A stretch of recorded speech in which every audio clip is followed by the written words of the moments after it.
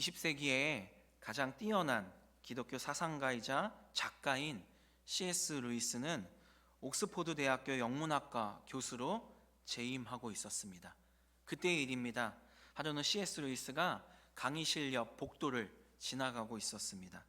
그런데 한 강의실에서 여러 명의 동료 교수들이 열띠게 토론하는 소리가 들렸습니다.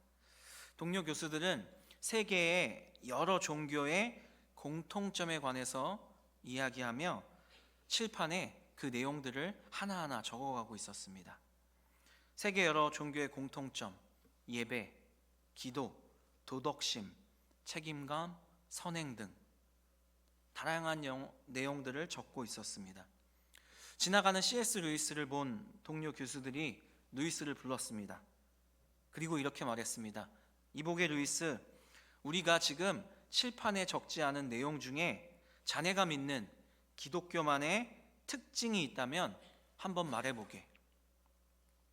C.S. 루이스는 조용히 칠판에 한 단어를 적었습니다. 그레이스, 은혜. 다른 종교에는 없고 오직 기독교에만 있는 유일한 특징이며 다른 종교와 기독교를 구별짓는 가장 근본적인 차이점, 은혜. 바로 은혜라는 것입니다. 그러면 이 은혜가 우리의 삶 가운데 어떻게 주어지는지 이 시간 함께 살펴보도록 하겠습니다. 그리스도인들은 은혜를 하나님께서 그리스도인들에게 주시는 어떤 것으로 이해하곤 합니다. 맞습니다. 하지만 보다 정확하게 은혜는 하나님께서 주시는 어떤 것일 뿐만 아니라 우리를 먼저 찾아오시는 하나님 자신입니다. 여러분, 신앙생활이 무엇이라고 생각하시나요? 신앙생활이란 은혜를 알아가는 것입니다. 신앙생활이란 하나님께서 예수 그리스도를 통해 우리에게 주신 그 은혜를 누리며 살아가는 것입니다. 신앙생활은 내가 무엇인가를 해내는 것이 아닙니다. 은혜를 알고 은혜를 누리며 살아가는 것, 은혜 안에서 하나님과 동행하며 살아가는 것, 이게 신앙생활입니다. 그래서 신앙생활을 잘하기 위해서는 은혜를 잘 알고 잘 누려야 합니다. 신앙생활은 우리가 마음먹은 대로 잘 되지만은 않습니다. 우리는 하나님의 말씀을 따라 살고 싶지만 우리의 마음과 우리의 언행은 조절하고 통제하기가 너무 어렵습니다. 아무리 다짐하고 또 다짐해도 우리는 육신의 생각을 따라 육신의 일을 합니다. 예수님의 말씀처럼 마음에는 원이로되 육신이 약하도다. 우리가 그렇습니다. 그래서 연약한 우리에게 필요한 것이 바로 예수님의 대속의 은혜입니다. 우리의 연약함을 아시고 도우시는 우리의 죄를 대신 씻어 구원하신 대속의 은혜가 우리에게 필요합니다. 예수님께서는 우리의 죄를 대속하시고 우리를 죄와 사망에서 구원하시기 위해 이 땅에 오셨습니다. 이 땅에 내려오셨습니다. 죄인인 우리가 먼저 예수님을 찾고 간절하게 철저하게 회개하고 예수님 앞으로 나아간 것이 아니라 예수님이 우리를 구원하시기 위해 우리에게 먼저 찾아오셨습니다. 사랑하는 여러분, 이것이 다른 종교에는 없고 기독교에만 있는 은혜입니다. 놀라운 은혜입니다. 다른 종교는 사람이 신을 찾아 나서지만 오직 기독교만이 하나님이 사람을 먼저 찾아오셨습니다. 우리를 사랑하셔서 우리를 구원하시기 위해 온 세상 우주 만물을 창조하신 삼위일체 하나님이신 예수님께서 직접 인간이 되셔서 우리를 먼저 찾아오셨습니다. 예수님께서는 태초에 인간이 원래부터 알고 있었고 누리고 있었던 그 잃어버린 은혜를 돌려주시기 위해 이 땅에 오신 것입니다. 인간은 하나님의 형상을 따라 창조되었습니다. 인간이 하나님의 형상을 따라 창조되었다는 것은 인간도 하나님처럼 영적인 존재라는 의미입니다. 그래서 우리 인간은 영이신 하나님과 깊은 교제를 할 수 있는, 친밀한 교제를 할 수 있는 유일한 존재입니다. 우리는 하나님과 교제하고 소통할 수 있으며 영원한 삶을 소망할 수 있습니다. 이것이 하나님께서 태초에 인간에게 주신 가장 큰 은혜였습니다. 그런데 인간은 불순종이라는 죄로 인해 하나님과 더 이상 온전한 교제를 할 수 없는 존재가 되었습니다. 죽음이라는 형벌로 하나님과의 관계는 단절되었습니다. 예수님께서는 이 땅에 오셔서 이 죄와 사망의 문제를 해결하고 다시 하나님과 온전하고 깊은 사랑의 교제를 할 수 있도록 해주신 것입니다. 하나님의 형상의 회복이라는 은혜를 우리에게 돌려주신 것입니다. 예수님을 믿고 구원받은 우리는 하나님의 형상을 회복한 자들입니다. 우리는 삼위일체 하나님과 날마다 친밀한 교제 가운데 이 놀라운 은혜를 누리며 살아가야 합니다. 이 놀라운 은혜를 알고 누리며 살아가는 것, 그게 행복한 신앙생활입니다. 그렇게 하나님과 매 순간 교제하며 살아가는 은혜를 누리는 것, 이것이 하나님께서 우리에게 원하시는 것입니다. 우리는 어제보다 오늘이, 오늘보다 내일이 더 깊이 하나님을 알고 하나님과 교제해야 합니다. 하나님과 매일 더 친해져야 합니다. 우리가 평생을 알아도 하나님을 전부 다 알 수가 없습니다. 그러니 우리는 매일 하나님과 더 친해지도록, 하나님과 더 깊이 교제하고 하나님을 더 알기 위해 힘써야 합니다. 이 은혜를 더 깊이 알고 누리는 것이 나의 가장 큰 소원이 되어야 합니다. 우리는 하나님과 우리 사이의 관계에 대해서 훨씬 진지하게 생각해야 합니다.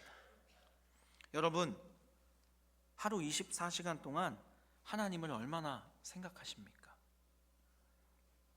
하나님과 얼마나 가까운 자리에 계십니까? 하나님과 얼마나 깊은 교제를 나누고 계신가요? 나를 향한 하나님의 놀라운 계획에 온 마음의 문을 활짝 열고 받아들이고 계신가요?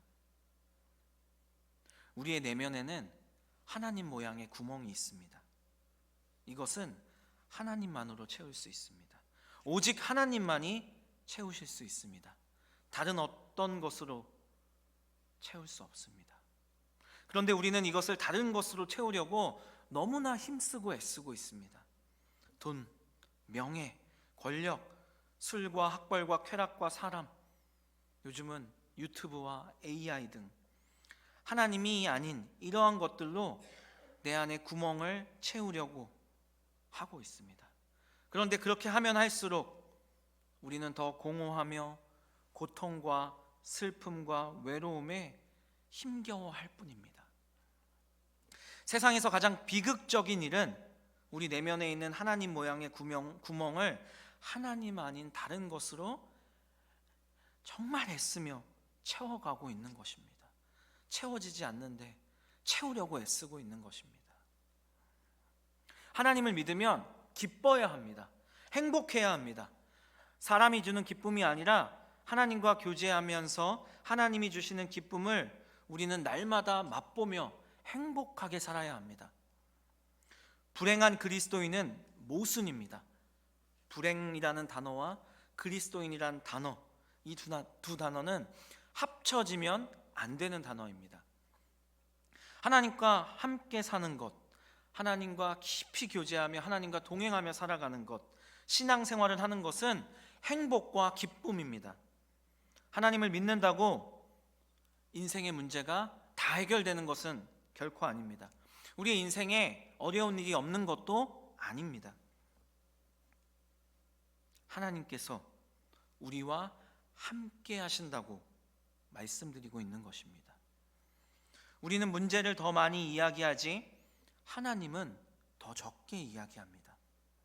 여전히 우리 삶에 어려운 문제가 있지만 하나님 안에서 우리의 문제가 해결될 수 있습니다. 왜냐하면 하나님이 우리와 함께 하시고 하나님 안에서 문제가 생겼으니 하나님의 도우심으로 문제가 해결되어 가고 있는 것입니다. 문제가 더 이상 문제가 아닌 것입니다. 하나님은 우리에게 삶을 살아갈 능력을 주십니다. 그 능력이 무엇일까요? 바로 하나님과의 친밀한 교제입니다. 과거 말고 지금 바로 이 순간 하나님과 친밀한 교제를 하고 계신가요? 혹시 그렇지 못하고 계시다면 오늘 이 새벽에 하나님과의 더욱 친밀한 교제, 이것에 도전하시기 바랍니다. 하나님이 간절히 기다리고 계십니다. 하나님을 믿는다는 것은 하나님과 친해지는 것입니다. 더욱 친해지는 것입니다. 매일 하나님을 만나면서 더욱더 친밀한 사이가 되는 것입니다. 하나님과 친밀한 사이가 되면 하나님의 마음을 알 수 있으며 하나님께서 기뻐하시는 기도를 할 수 있게 되고 놀라운 삶을 경험할 수 있습니다. 오늘 본문 말씀을 보시기 바랍니다. 출애굽기 33장 11절, 우리 다시 한번 함께 읽도록 하겠습니다. 시작.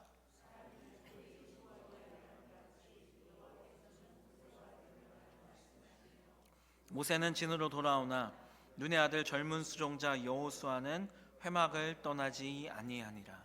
아멘. 오늘 본문 말씀을 보면 모세가 자기의 친구와 이야기함 같이 하나님과 대면하여 대화를 나누었다고 성경은 말하고 있습니다. 역시 놀라지 않으시네요. 이 엄청난 일입니다. 모세가 하나님과 친구처럼 대면하여 이야기했다고 합니다. 부러우시죠? 부러워하셔야 됩니다. 저는 모세가 너무 부럽습니다. 친구처럼 대면했다라는 이 표현은 얼굴과 얼굴을 마주 대하여 이 뜻이 아닙니다. 실제로는 그런 뜻인데 실제로 모세가 하나님과 얼굴과 얼굴을 마주 대하여 대화했다는 것이 아니라, 뜻은 그런 뜻이지만 진짜 그 의미가 아니라 모세가 하나님과 친구와 얼굴을 마주 대하여 이야기하듯 하나님과 아주 깊고 친밀한 교제를 했다는 문학적인 표현인 것입니다. 모세와 하나님과, 이 모세가 하나님과 얼마나 친밀한 사이였는지를 가장 잘 표현하는 말씀이라 할 수 있습니다. 그렇습니다. 모세는 하나님과 깊고 친밀한 교제를 했던 사람입니다. 직접적으로 하나님과 대화했고, 출애굽기 33장의 마지막 절을 보면 하나님의 등을 보았고 하나님의 산에서 40일을 하나님과 깊은 만남을 가졌고 중보기도로 하나님의 뜻을 바꾸기도 했습니다. 하나님과 모세는 친밀한 관계였습니다. 친밀함 그 자체였습니다. 너무 부럽습니다. 하나님과 모세의 관계를 가까이에서 보고 우리처럼 너무 부러워했던 사람이 있었습니다. 나도 모세처럼 하나님과 깊고 친밀한 교제를 하고 싶다고 생각하고 열심히 도전했던 사람이 본문 말씀에 한 명 더 등장합니다. 그 사람이 바로 여호수아입니다. 모세는 하나님과의 교제를 마치고 돌아갔으나 여호수아는 하나님의 임재의 상징이었던 회막을 떠나지 않았다고 성경은 이야기합니다. 여호수아는 하나님 가까이에 머물며 모세처럼 하나님과 깊고 친밀한 교제의 훈련을 했던 것입니다. 이스라엘의 지도자는 하나님의 손에 훈련되어 하나님과 친밀한 교제를 하는 사람이어야 했습니다. 여호수아는 모세의 후계자가 되기 위해 하나님과의 친밀함이라는 영적 훈련을 계속해서 받고 있었던 것입니다. 이미 오래전부터 이 훈련은 시작되었고 여호수아는 하나님과의 깊은 교제를 통해 하나님의 마음과 하나님의 계획을 잘 알고 있었던 사람이었습니다. 그 사실을 보여주는 말씀이 있습니다. 여호수아 10장 12절에서 14절까지의 말씀입니다. 우리 하나님의 말씀을 함께 읽겠습니다. 시작. 여호와께서 아모리 사람을 이스라엘 자손에게 넘겨주시던 날에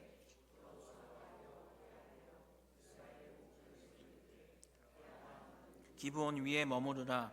달아 너도 아얄랑 골짜기에서 그리할지어다. 태양이 머물고 달이 멈추기를 백성이 그 대적에게 원수를 갚기까지 하였느니라. 야살의 책에 태양이 중천에 머물러서 거의 종일토록 속히 내려가지 아니하였다고 기록되지 아니하였느냐. 여호와께서 사람의 목소리를 들으신 이 같은 날은 전에도 없었고 후에도 없었나니 이는 여호와께서 이스라엘을 위하여 싸우셨음이니라. 아멘. 하나님께서 아모리 족속을 이스라엘에게 넘겨주어 이스라엘이 전쟁에서 승리하도록 하셨습니다. 이것이 하나님의 계획이었습니다. 승기를 주실 것뿐 아니라 직접적으로 이 전쟁에 개입하셔서 큰 우박덩이를 아모리 족속에게 내려서 이스라엘의 칼에 의해서 보다 더 많은 적군을 이스라엘 앞에서 엎드려지게 하셨습니다. 전쟁터의 한복판에서 이 광경을 지켜본 여호수아는 하나님의 마음, 하나님의 계획을 깨달았습니다. 그리고 그 순간을 놓치지 않고 이 전쟁의 한복판에서 기도했습니다.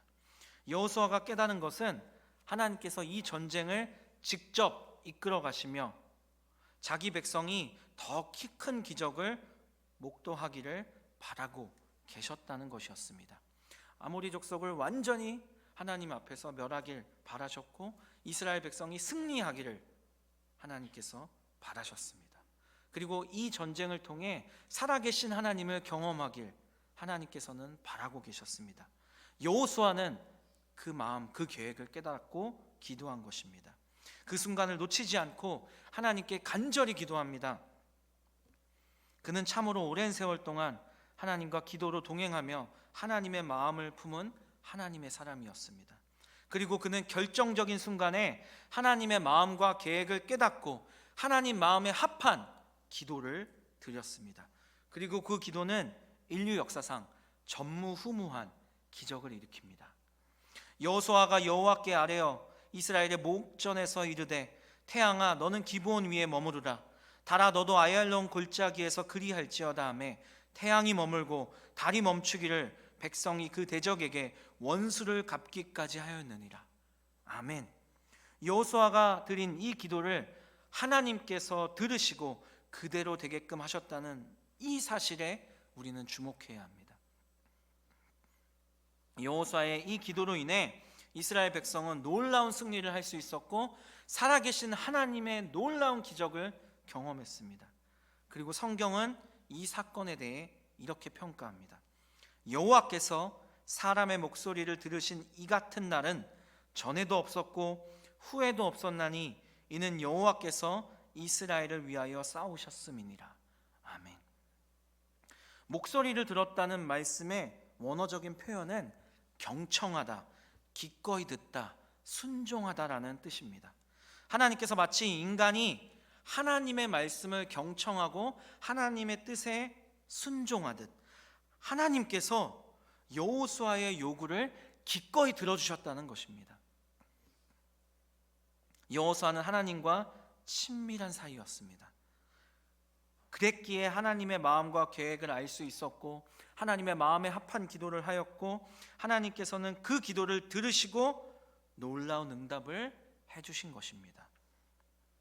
내가 하나님과 우리 공동체가 하나님과 깊고 친밀한 관계가 된다면 우리도 성경이 말하는 성경에 나오는 이 하나님의 놀라운 기적을 살아계심을 지금도 경험할 수 있습니다.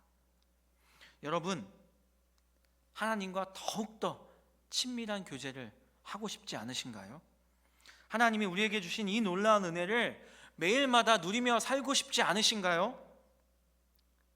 이렇게 하시면 됩니다. 시편 25편 14절의 말씀이 우리가 어떻게 하면 하나님과 깊고 친밀한 교제를 할 수 있는지 분명한 방법을 알려줍니다. 시편 25편 14절의 말씀을 한 번 더 함께 읽겠습니다. 시작. 여호와의 친밀하심이 그를 경외하는 자들에게 있으며 그의 언약을 그들에게 보이시리로다. 아멘. 본문 말씀을 살펴보겠습니다. 먼저 여호와라는 하나님의 거룩한 신명을 살펴보겠습니다. 유대인들이 감히 부르기를 두려워했던 하나님의 거룩한 신명, 여호와라는 하나님의 신명은 스스로 있는 자, 나는 나다, 이런 뜻입니다. 성경에서 하나님의 이름이 여호와라고 사용될 때는 하나님께서 인간과 언약을 맺으시거나 하나님과 인간이 교제할 때 주로 사용되었습니다. 인간은 하나님의 이름을 부르길 두려워했지만 여호와 하나님은 인간의 삶에 먼저 찾아오셔서 함께 하길 원하셨습니다. 하나님께서 인간을 창조하신 이유, 함께 교제하길 원하신 그 하나님의 뜻을 위해 하나님께서는 인간을 먼저 찾아오셨습니다. 이 여호와 하나님이 바로 우리가 믿는 삼위일체 하나님이십니다. 다음은 친밀하심이라는 단어를 살펴보겠습니다. 이 친밀하심의 원어적 표현은 대화를 하다, 교제를 나누다, 이런 뜻입니다. 그런데 여기서 대화, 교제에는 일반적인 대화나 교제를 의미하지 않습니다. 한 가족이 되는 것을 의미합니다. 한 가족이 되어서 함께 식사의 자리에서 오순도순 대화를 하는 것을 의미합니다. 특별히 자기의 계획, 자기의 생각을 알리고 어떠한 일을 함께 의논하는 상황을 의미합니다. 그러니까 가족이 되어서 서로의 생각을, 서로의 계획을 알려주고 그 어떠한 일에 대해서 함께 의논하는 것이 바로 친밀하심이란 단어의 의미입니다. 우리와 함께 하시길 기뻐하시는 하나님과 한 가족이 되어서 함께 식사를 하며 대화하며 어떠한 일을 살아계신 하나님과 함께 감히 의논할 수 있을 만큼의 친밀함, 이 친밀함은, 그 놀라운 은혜와 축복은 누구에게 허락되었나? 성경은 말하고 있습니다. 바로 하나님을 경외하는 자들에게 허락된 놀라운 은혜라고 본문은 우리에게 알려줍니다. 이 본문 말씀에서 하나님과 친밀할 수 있는 유일한 방법을 하나님을 경외하는 것이라고 이야기하는데, 이 문장의 핵심은 경외함입니다. 경외함. 하나님 경외는 성경의 핵심 사상이죠.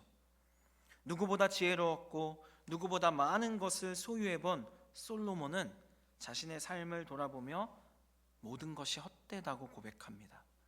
그리고 잠언과 전도서의 말씀을 통해 이렇게 이야기합니다. 잠언 1장 7절의 말씀을 먼저 읽어보겠습니다. 시작. 여호와를 경외하는 것이 지식의 근본이거늘 미련한 자는 지혜와 훈계를 멸시하느니라. 전도서 12장 13절의 말씀도 함께 읽겠습니다. 시작. 이래 결국을 다 들었으니 하나님을 경외하고 그의 명령들을 지킬지어다. 이것이 모든 사람의 본분이니라. 하나님을 경외하는 것, 지식의 근본이며 우리의 본분입니다. 본문에서 그를 경외하는 자들, 이 말씀을 직역하면 이런 뜻이 됩니다. 하나님을 두려워하는 자들.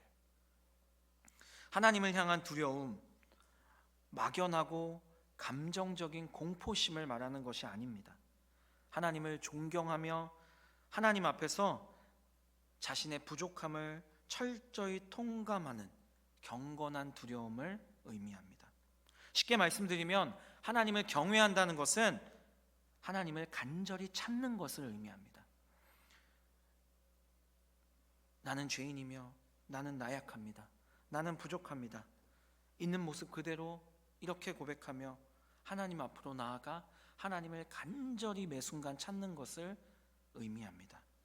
나는 하나님 없이는 아무것도 할 수 없다고 고백하며 하나님께 나아가 하나님의 이름을 부르며 하나님의 도우심을 구하는 것, 이것이 하나님 경외입니다. 그리고 나의 초점을 하나님께 맞추는 것입니다.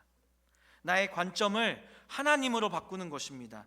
나의 관심을 오직 하나님께로만 향하게 하는 것입니다. 나의 마음을 하나님의 마음으로 바꾸는 것입니다. 나의 계획을 하나님의 계획으로 변경하는 것입니다. 이것이 하나님 경외입니다. 이 경외함이 없이는 하나님과 친밀한 교제를 할 수 없습니다.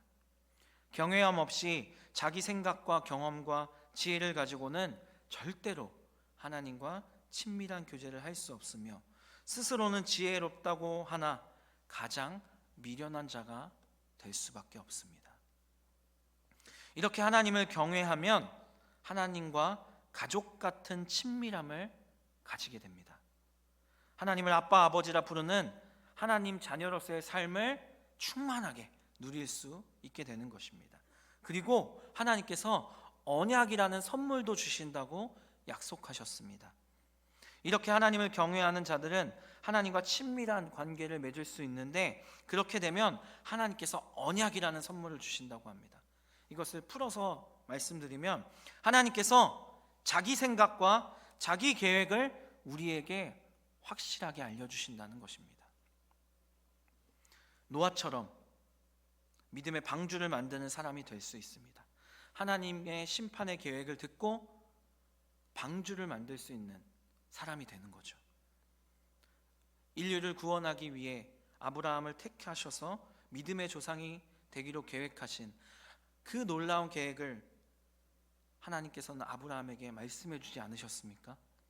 아브라함처럼 하나님의 부르심에 순종하는 믿음의 조상이 될 수 있습니다.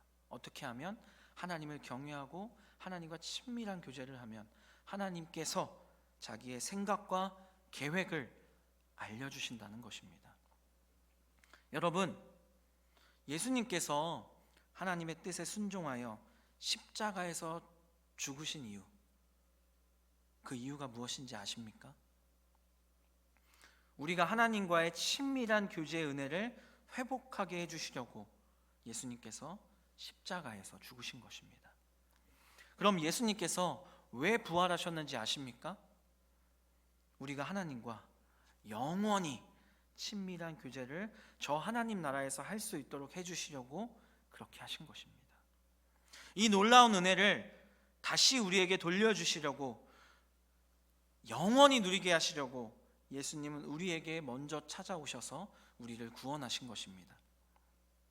하나님은 우리의 삶에, 내 삶에 아주 많은 관심을 가지고 계십니다. 여러분, 하나님과 친밀한 교제를 매 순간 나누셔야 됩니다. 하나님을 경외하는 삶의 핵심은 진실함 그리고 시간입니다. 나의 있는 모습 그대로 날마다 기도와 말씀으로 하나님께 나아가 하나님의 이름을 부르며 하나님을 찾으셔야 됩니다. 우리가 예배드리고 우리가 기도하고 말씀 앞에 나아가는 이유가 하나님과의 친밀함이어야 합니다. 진실함을 가지고, 그리고 시간을 투자해야 합니다.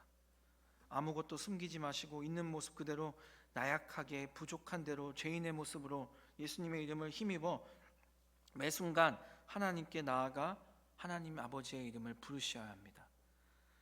매일마다 시간을 정해서, 시간을 내서, 그리고 24시간 하나님께 시간을 투자하셔야 됩니다. 하나님과 깊은 교제의 시간을 가지셔야 합니다. 어떻게 가지셔야 합니까? 기도와 말씀으로 하셔야 됩니다. 성경을 읽고 묵상하고 암송하고 공부하면 하나님의 뜻을 알 수 있고, 그 말씀을 가지고 기도하면 하나님의 마음을 들을 수 있습니다. 하나님의 계획을 깨닫게 됩니다. 그러면 내 욕심은 포기되고 하나님의 마음에 공감하게 되고 하나님의 뜻을 구하고 하나님의 뜻, 계획, 이것을 알게 될 것입니다. 그러면 하나님께서 우리에게 믿음을 주시고 그 하나님의 뜻대로 살아갈 수 있도록 도와주실 것입니다. 오늘 우리가 읽은 시편 25편은 다윗이 지었다고 전해집니다. 다윗이야말로 누구보다 하나님과 깊고 친밀한 교제를 했던 사람입니다. 그의 별명 무엇인지 아시죠? 무엇이죠? 하나님과 마음이 합한 자였습니다. 그가 이렇게 될 수 있었던 이유는 그는 누구보다 하나님을 경외했던 사람이었기 때문입니다. 늘 율법을 가까이 하고 하나님께 늘 기도하며 나아가 하나님께 뜻을 묻고 자기 뜻이 아니라 하나님의 뜻대로 살려고 노력했던 사람, 그 사람, 하나님을 경외하는 그 사람이 바로 다윗이었습니다.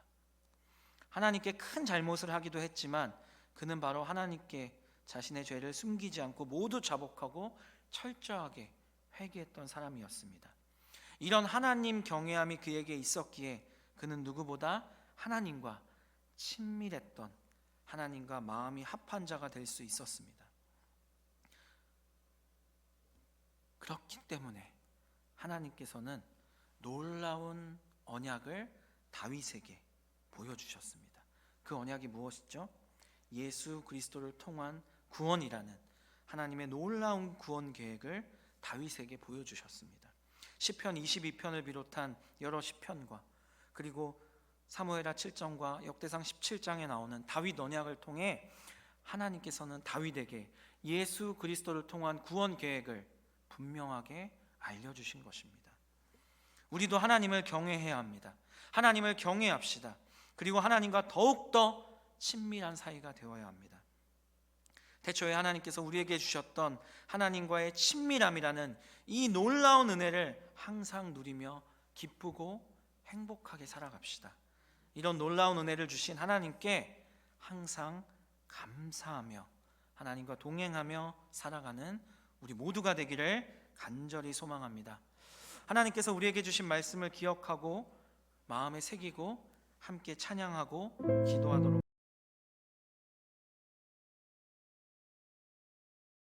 지금은 우리의 삶의 유일한 이유가 되시는 우리 주 예수 그리스도의 은혜와 우리를 너무나 사랑하셔서 자기 아들을 버리고 우리를 구원하신 하나님 아버지의 사랑과 하나님을 경외함으로 하나님과 친밀하게 교제하여 하나님 뜻대로 순종하며 살길 소망하는 여기에 머리 숙인 모든 하나님의 사람들 가운데 성령님의 교통하심이 항상 함께 하시길 간절히 축원합니다. 아멘.